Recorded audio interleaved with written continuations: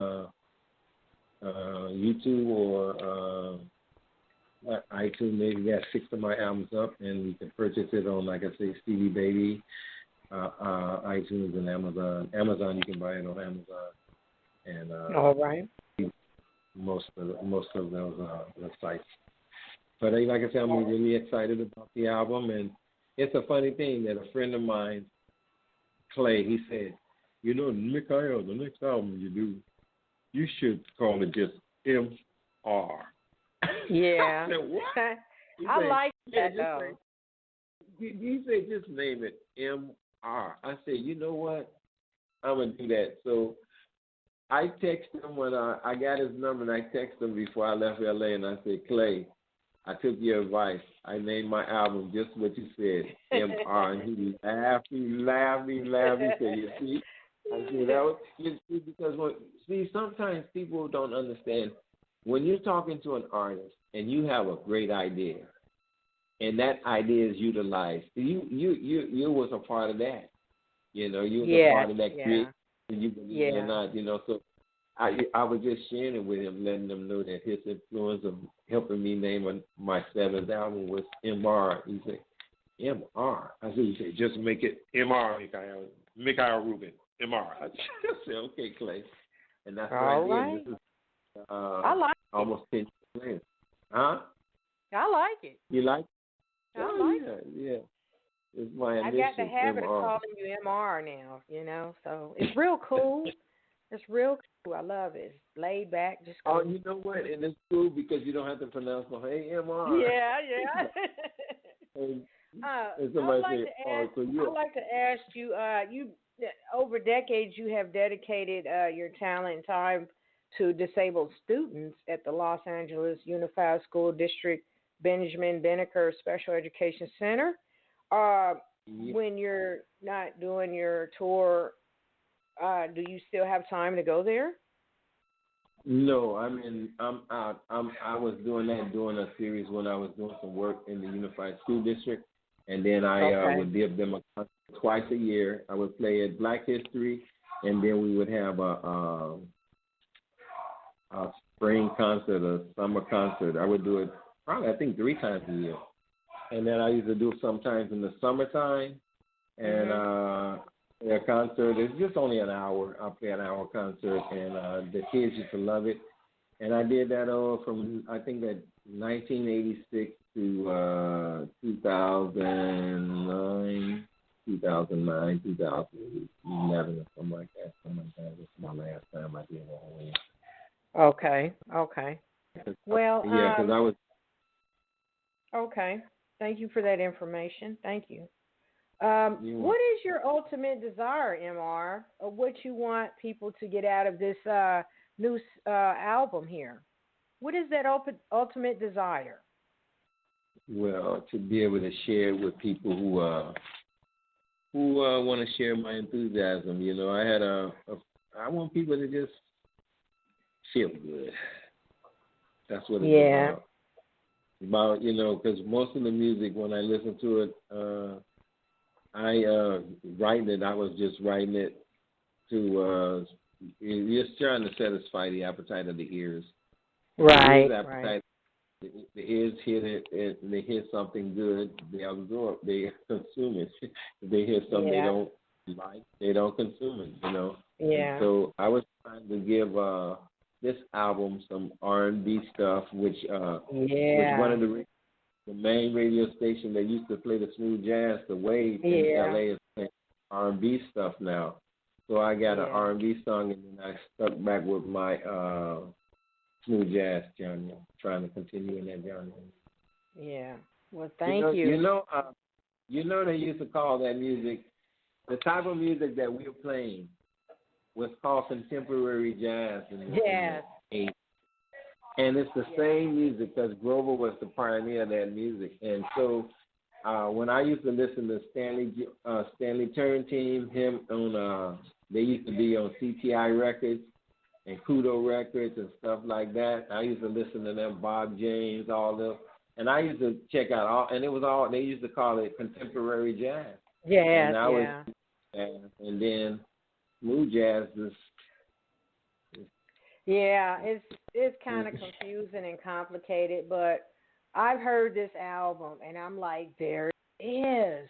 You know, it kind of, when you hear it through your ears, it sinks through your heart down in your stomach, and it's like refreshing. It's like, I remember this. It's a comfort to your heart, to your soul. It's you're just like a breath of fresh air coming back, bringing back that old, good old soulful feeling that we used to listen to all the time, that contemporary smooth jazz music. So I want to say thank you, MR. Thank you for coming back. Thank you for continuing. Well, I don't, you know what I say? It's a life sentence. Once you become a musician and you start writing and recording, it's a life sentence, you know, and I can tell you when I went on tour with Ike Turner in the early 2000s, it showed me and what could happen with the possibilities. And I'm telling you, I met so many people doing that run with him. So many people that I probably would have never seen in my life. Right.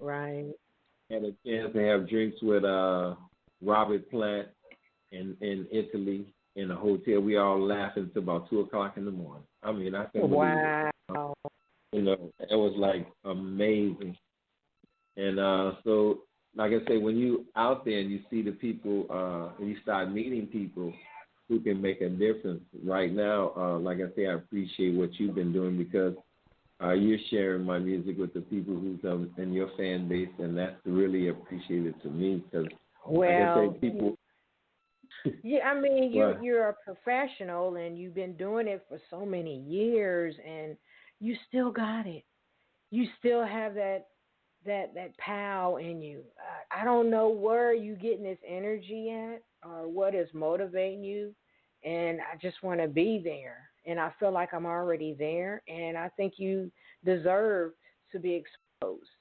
I found people that's in your circle, you know, and they following you, and they following me, and they're listening now. So I just want to say thank you and keep doing what you're doing. And you're always welcome to come back on my show, MR, with new music, new projects, whatever you got. Yeah, that sounds like a good plan, because, like I say, this is a funny thing. I've been listening to my Cooking in East LA album, and that Cooking in East LA album is really, really cool, you know. And it's some really nice tracks. It's a lot of cover tracks on it, but it's a nice project of some nice tunes like Love Triangle, Black was my tune. You know, these are great tunes. And then the title track, Cooking in East LA. But like I say, right now I'm promoting the MR album, which has some great tracks on it, and all original tunes at this time, no covers. And so I was really excited about putting out an album with no covers for this time, because I've been doing covers for the last 3 albums. Okay. So I'll get in the audience some of them. Go ahead, I'm sorry. I wanted to mention I really love that cover song, If You Were Here Tonight, by Alexander O'Neill, and you did the cover song on that. Yeah. Will you be doing any future projects on any cover songs or a cover song? Do you know of? Because I mean, you did.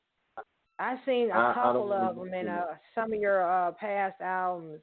You do a real good job. I mean, you stay in your lane. You stay in your lane. You stay in your lane, and you do your thing. You know.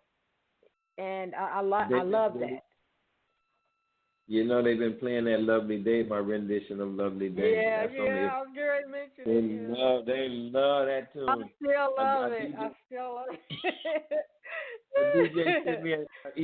A DJ sent me an email last week saying he played it. It's a guy named Rick. I can't even think of his name, but I'll think of it, you know. Rick something. Colson or something.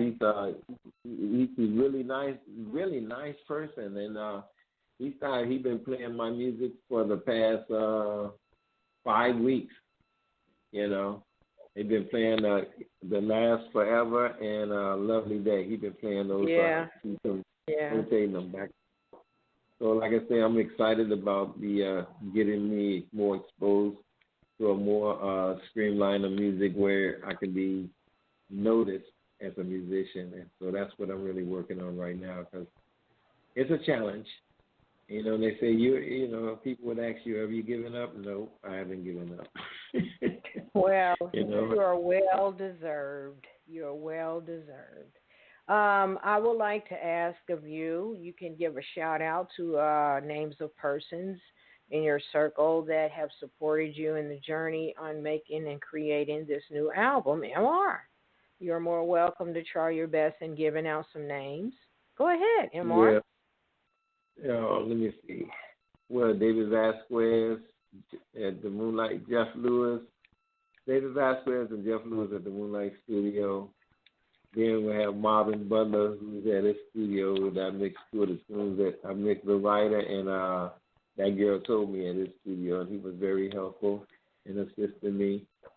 But the main guys like Philip Martin, oh man, all the guys, Ali Elder, all of those guys were really great assisting me. Like I say, Mike Hughes helped me with the writing tunes out. And so those people that assisted me, I appreciate them. A lot of tunes I did myself because I was working in my studio. So some of the tunes I just added a drummer, and I did most of the sound myself.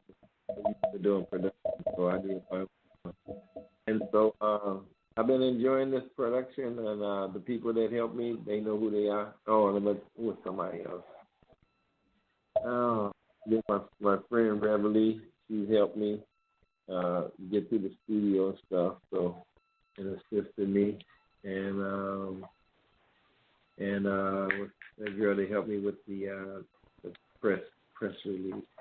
Danielle Yates, I think it's Yeti.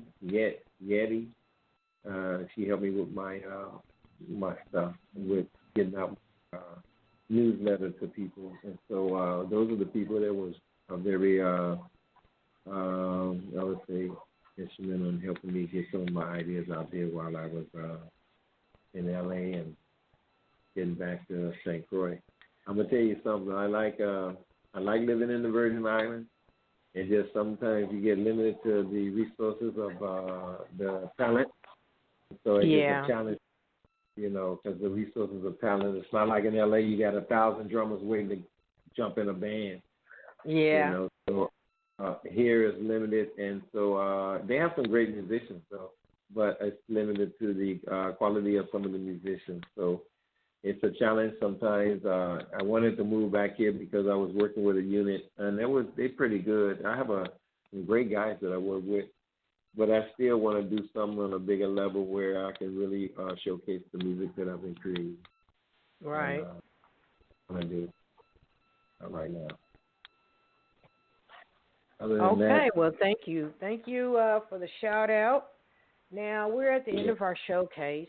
I will play Zoraida as the show ends. Do you have any words of wisdom at this moment, MR, or any advice you want to say to any up-and-coming musicians or artists in the music industry, or do you just have a message to deliver for persons suffering in the world today? Any words of wisdom, MR, you would like to give right now? I can't even really think of nothing other than if you have to know who you are. And like I told my daughter, once you know who you are, no one can define you. No one.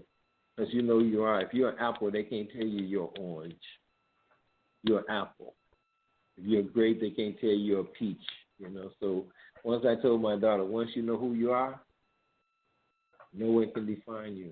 And I believe in that, and that's the quote I gave my daughter when she was 11 years old, and I've been telling her that. All right. All right, thank you. MR, you are originally native of Chicago, correct?